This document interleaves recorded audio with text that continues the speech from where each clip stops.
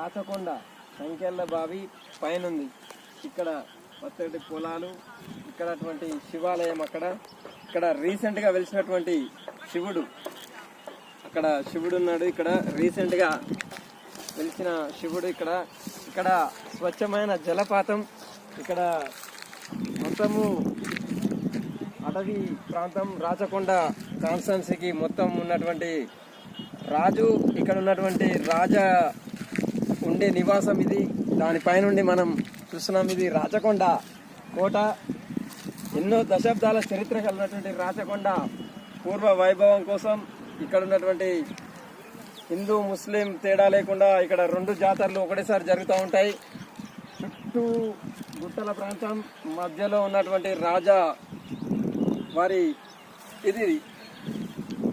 ఇక్కడ సంకెళ్ళబాయి, రాచకొండ గుట్ట అనేది పైన గుడి ఉంటుంది. అక్కడ శివాలయము, అక్కడ దర్గా, 2 ఒకే దగ్గర కొలువై ఉండి ఒకటే రోజు జాతరగా నిర్వహించుకొని హిందూ ముస్లింకు బాయి బాయి అనడానికి నిదర్శనం ఈ రాచకొండ ఉర్సు. అదేవిధంగా శివాలయం ప్రాముఖ్యత.